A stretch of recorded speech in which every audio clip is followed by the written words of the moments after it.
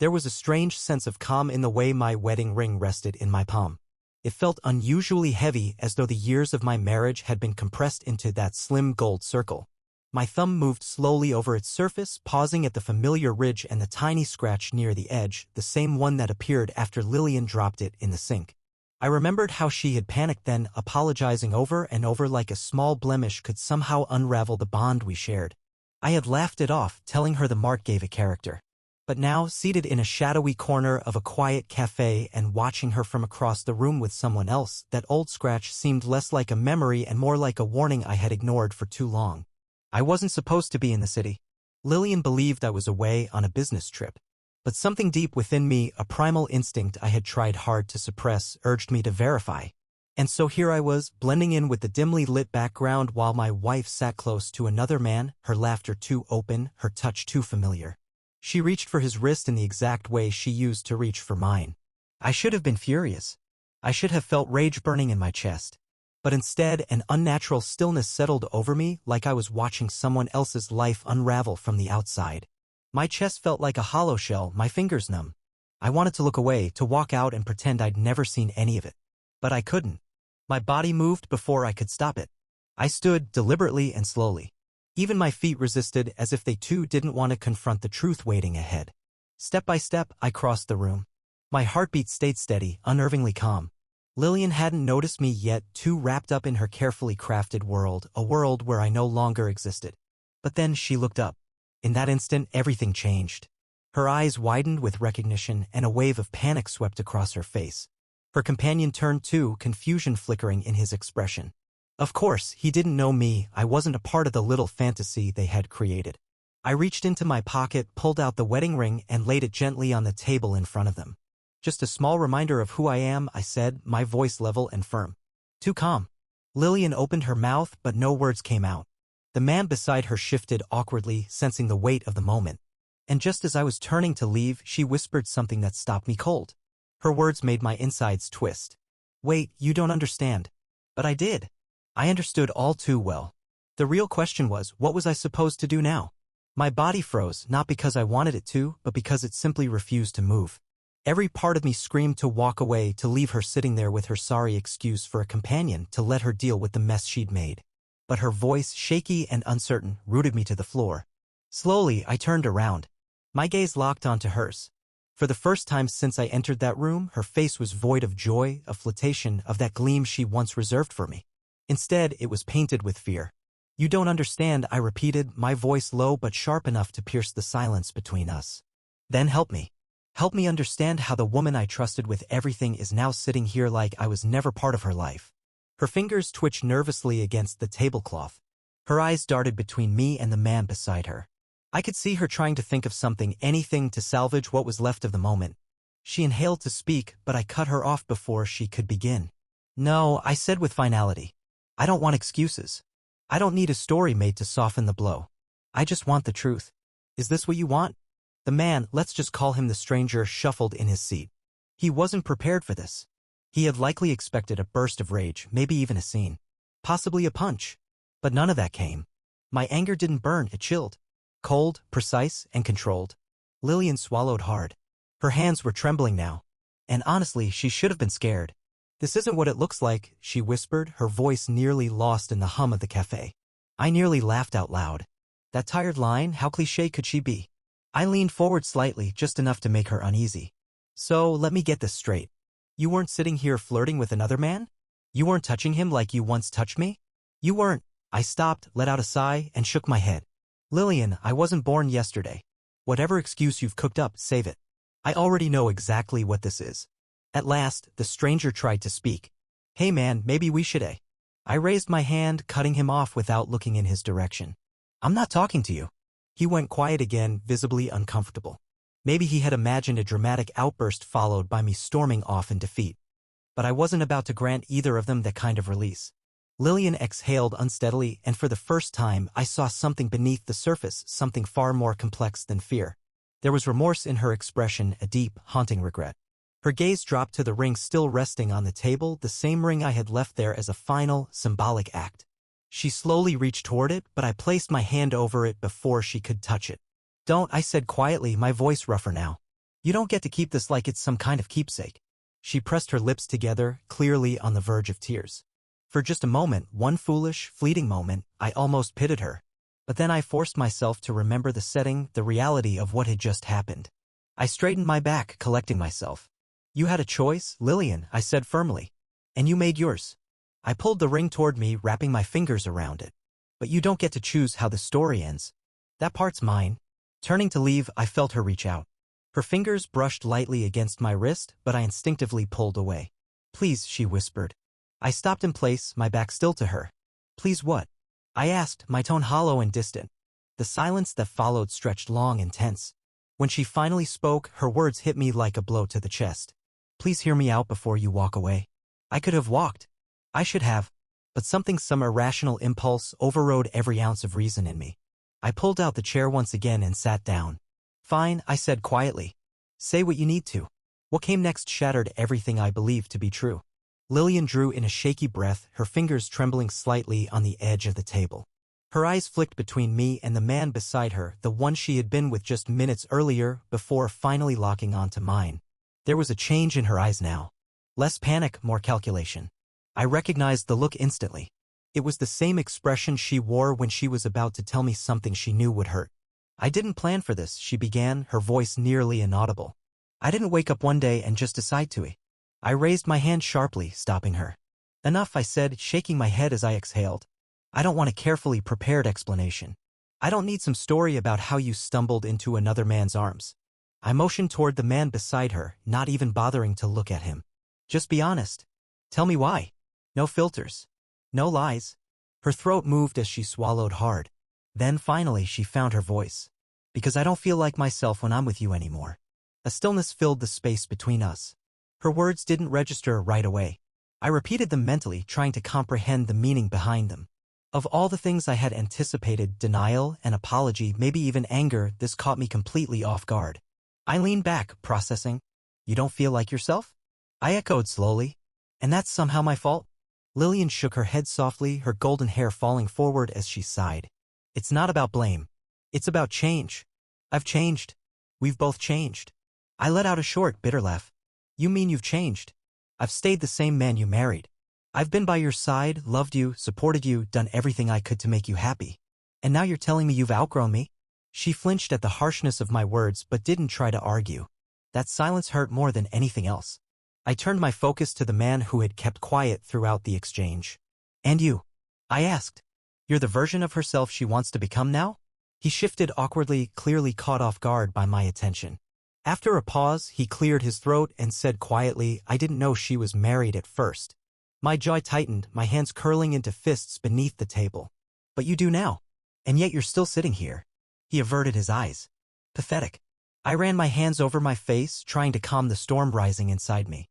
So what's next, Lillian? Do you want me to beg you to come back? Pretend none of this happened? I shook my head slowly. I already gave you the ring. That was my way of letting go. Her hands balled into fists, her breathing uneven. That's the problem, she whispered. I don't even know what I want. I looked at her, trying to see the woman I had once called my best friend, my confidant, the love of my life. But she wasn't there. Or maybe she had disappeared long ago and I had simply refused to accept it. Pushing my chair back, the legs scraped loudly against the floor. I stood tall and leaned in slightly, lowering my voice.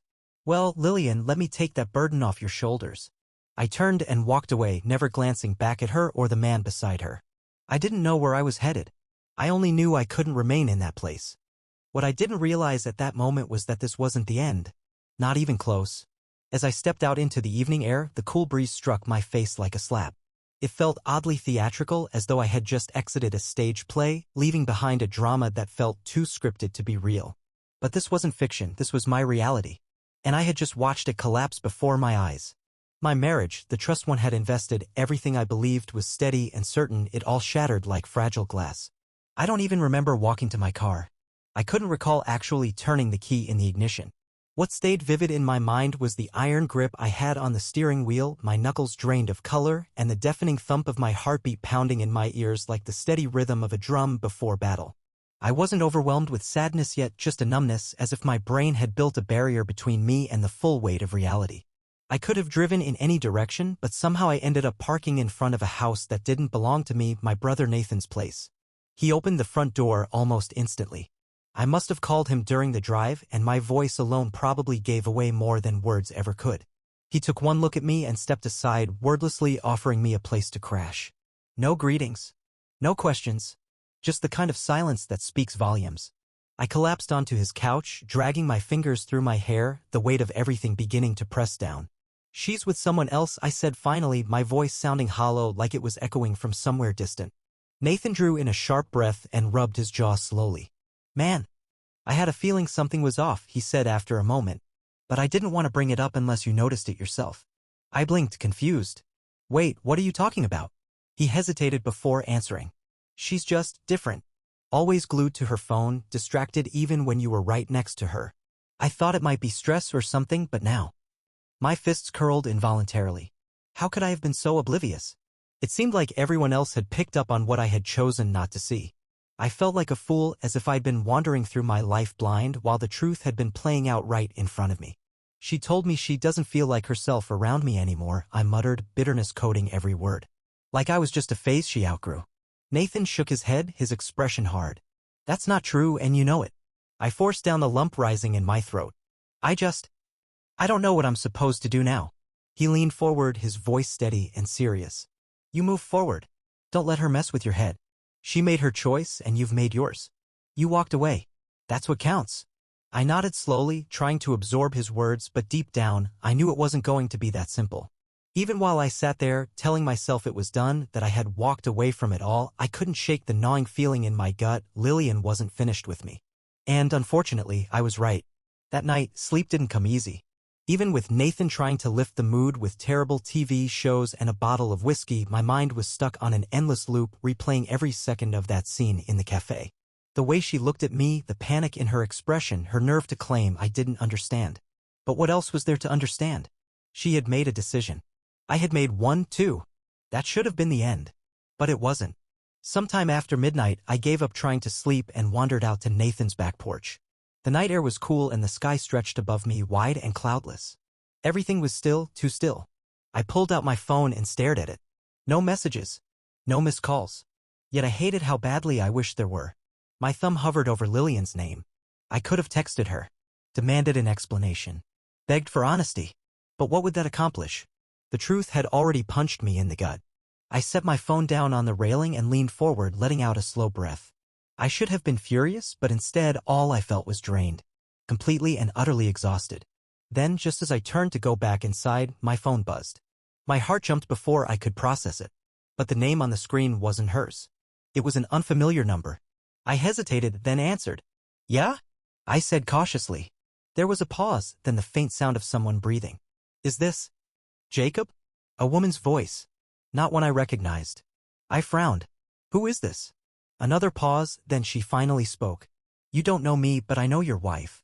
Every part of me went on high alert. "What?" I wasn't sure if I should call, but I couldn't keep this to myself, she said, her voice shaky. "You need to know the truth about Lillian." My grip tightened on the railing. "I already know enough." "No," she said, more firmly this time. "You don't. What you saw tonight, that wasn't the worst of it." I froze. My heart was hammering again. "Who are you?" A brief silence, then, "My name's Aaron. I work with Lillian. And I know what's been going on. I know who that guy was. And I know this isn't the first time." My stomach churned.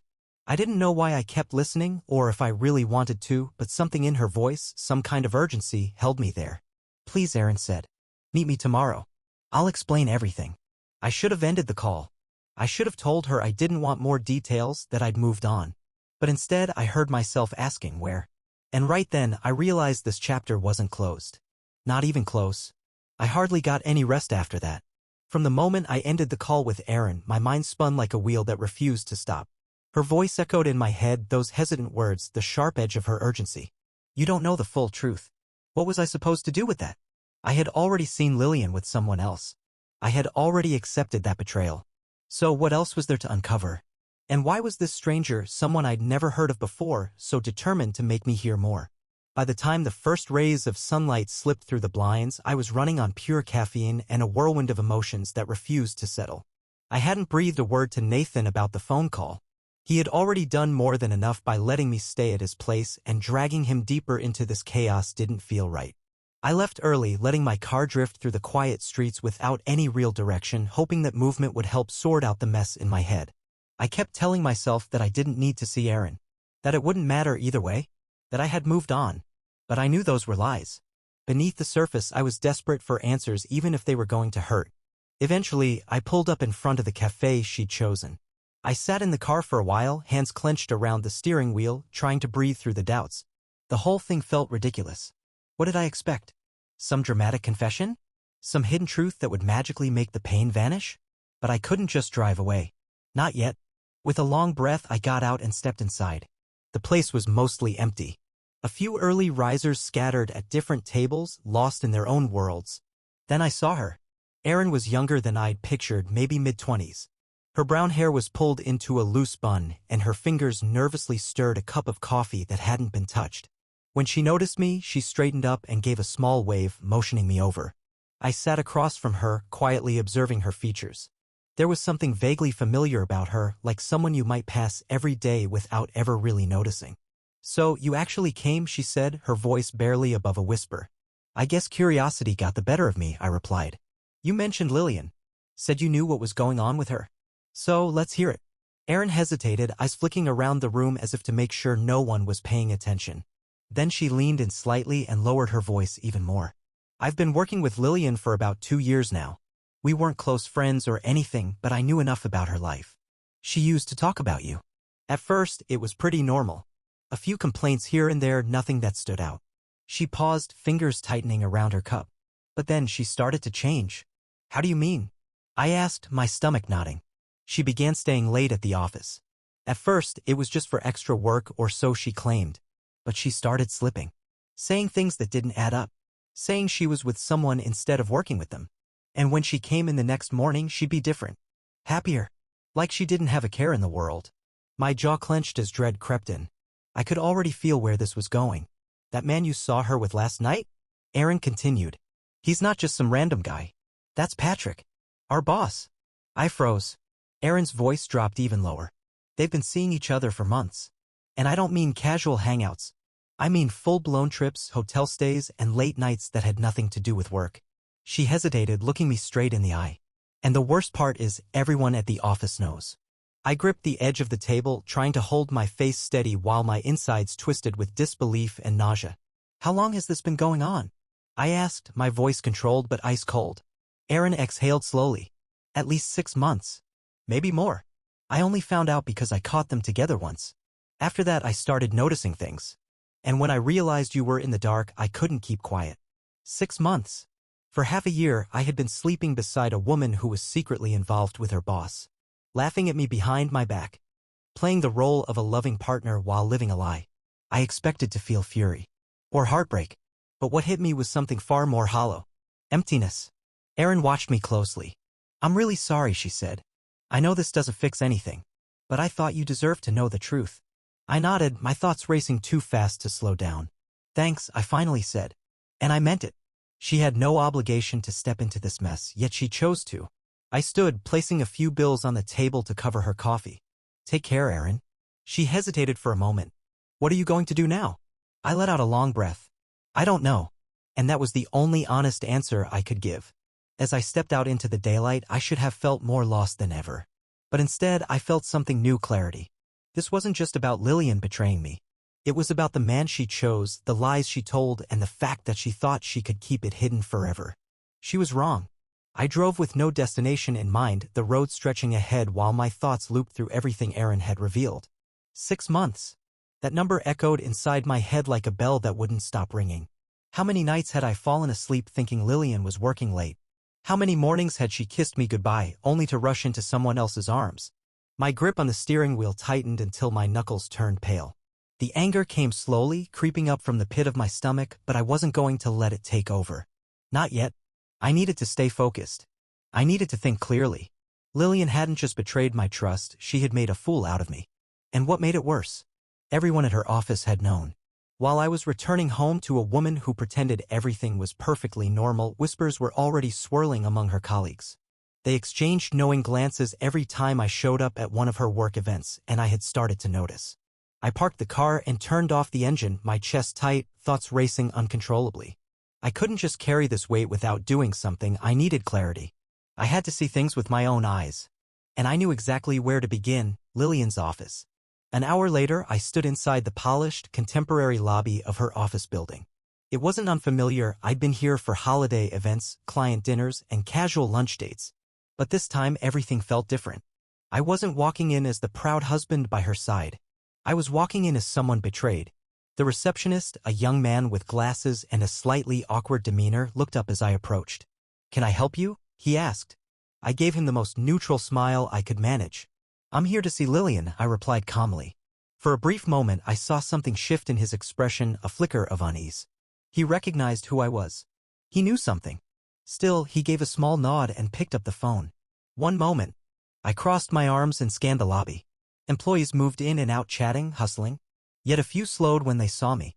Some murmured quietly, stealing glances. They knew. My jaw tightened.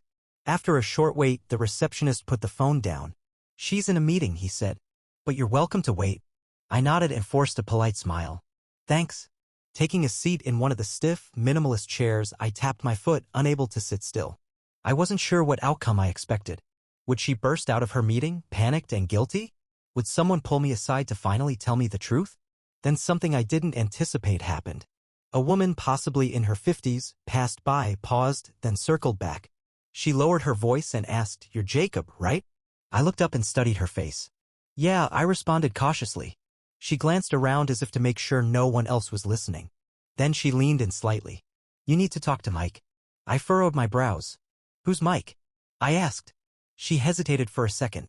"He's Patrick's assistant," she finally said, her voice barely above a whisper.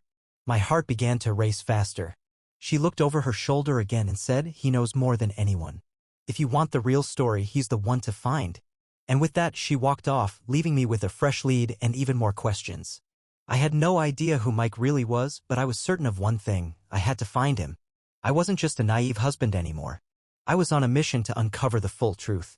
And nothing was going to stop me. There was no time to waste. If these past few days had taught me anything, it was that the truth would surface if you were determined enough to dig. Tracking down Mike didn't take long. He was exactly where I guessed he'd be, in a cramped corner space that looked more like storage than an actual office. He was typing quickly, barely glancing up as I knocked on the frame. "Mike?" I asked, stepping in. He froze for a second, then looked up slowly, eyes widening with recognition. "You're Jacob." "That's right," I said, finishing the sentence for him. "Lillian's husband." He shifted uncomfortably in his chair, clearly on edge. "Look, man, I don't want any problems." I kept my tone steady. "I'm not here for that. I just want the truth." Mike sighed and rubbed the back of his neck. "Yeah, I figured this moment would come." He motioned for me to close the door. I did. Then he leaned forward and lowered his voice. "Patrick and Lillian. It's been happening for a while. Over a year, at least." My stomach sank. "A year?" That was longer than even Erin had hinted at. "She didn't even try to hide it," Mike continued, shaking his head. "She acted like no one could see what was going on. But everyone knew. Patrick always gave her the top projects, the best assignments, the easiest workload. She knew how to work the system." I clenched my fists but kept my voice controlled. "And you just watched?" He looked at me with weary eyes. "What else could I do? He's my boss. You think I could call him out and keep my job?" As much as I wanted to argue, I couldn't. He wasn't wrong. Still, hearing it hurt. "Why are you telling me this now?" I asked. He hesitated before answering. "Because I've seen too many guys like you get blindsided while people like them move on without a care. It's not right." That hit me harder than I expected. I gave a slow nod, letting everything settle in. This was the confirmation I needed. The truth was even worse than I imagined, but now I had it. And it was time to move forward. I didn't return home to Lillian that night. I didn't lash out. I didn't shout. I didn't even bother confronting Patrick. There was no purpose in that. The most powerful response wasn't anger, it was removing her from my life completely. The next morning, I filed for divorce. Lillian tried to reach out. She called. I didn't answer. She sent messages, apologies, explanations, desperate attempts to fix things. I ignored them all. She made her decision, and now I was making mine. For the first time in years, I felt truly free. I gave myself space to heal. Moved into a new apartment. Reconnected with friends I hadn't seen in a while. And gradually, I stopped feeling like a man who had been betrayed. Instead, I started feeling like someone who had been given a fresh start. Several months passed, and one evening, while I was sitting on my balcony gazing at the twinkling city lights in the distance, a thought struck me. Lillian had shattered my trust, yes, but she hadn't shattered who I was. And in the end, that realization turned out to be the most meaningful conclusion I could have hoped for.